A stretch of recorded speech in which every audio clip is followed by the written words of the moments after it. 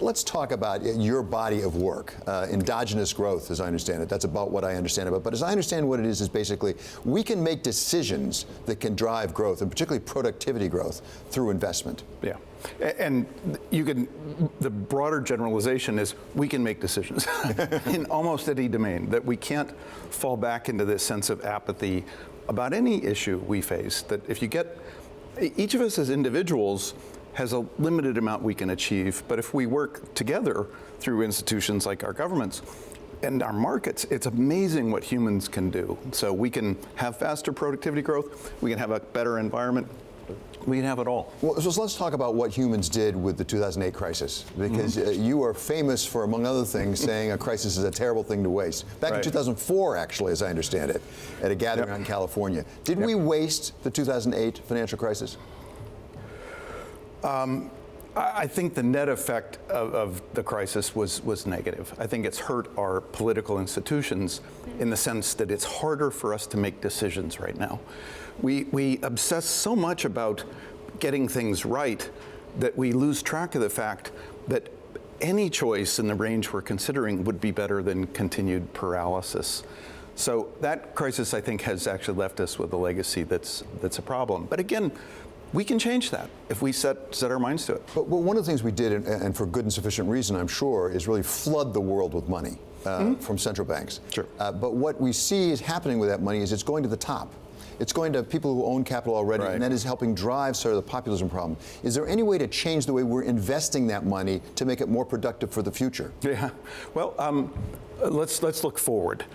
We'll almost surely have another financial crisis. We don't know when, but we'll have it happen again. I think there's a thing we could do right now to get ready for that, which is to create a bunch of new banks that are just legal entities that are shells sitting there.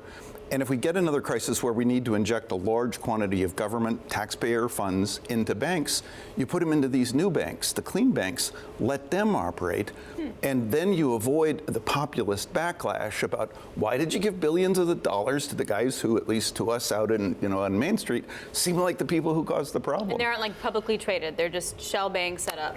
You'd start them out, I think, with just 100% government-owned equity, but with a plan, if you provided a bunch more capital, that you'd then, eventually, once the crisis passes, sell off the shares. But part of the source of the populist aggravation, not just in this country, but also around the world, particularly in Western Europe, is the distribution of wealth, the distribution of income. And the practical effect of the investment right now is not going to infrastructure, it's not going to education, it's not going to things that will redeem that. And yet, as you suggest, we're feeding back on ourselves because the politics almost make that impossible. Yeah. Sure. The other thing is, part of my job is to raise possibilities and to try hard to actually be wrong. What I mean by that is that we need to suggest things that are precise enough, people can go out and test it and say, yeah, well, it just turns out it's not true. I think we need to, think hard about what's behind things like this resistance to invest. So think about what it was like during the crisis. If you got caught with no liquidity as a corporation, you had to sell off a whole bunch of assets at very depressed prices. So one, you want to hold on to a lot of liquid assets so you don't get forced to sell them off. But then two, you think, well, if there are a bunch of other people who have to sell off liquid assets, if I've got even more, or sell off, a bunch of assets, if I've got even more liquid assets, I can make a killing. So that kind of the expectation of another crisis may be part of why we see so much accumulation of liquid assets and so little investment in the machines, the infrastructure, the things that really raise the quality of life. How do you fix that? Well, one is you try to reduce everybody's estimate of the probability that we're going to get another crisis. Two, you try and set things up so that if there is a crisis and the government has to intervene, it's less that we're going to rely on the private money that makes a killing. You use the government institutions at that point to buy assets and provide liquidity. You have been somewhat critical of your own academic profession, particularly macroeconomics. A couple years ago, you had a paper about the trouble with macroeconomics. Yep. Are macroeconomists helping us in our monetary policy right now? I mean, we look at the Fed as they set monetary policy. We have the Taylor rule, we have the Phillips curve, we have all these models. Are they working for us? Are they helping us?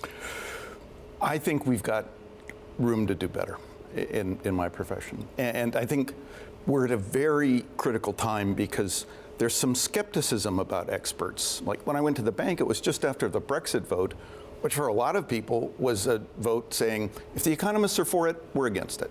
So we've got to clean up our act, and that means we can't be tolerant of shortcuts and sloppiness. And let me tell you how it should be. I was at a seminar this week about changing the bus network in Brooklyn. So a redesign of the bus network.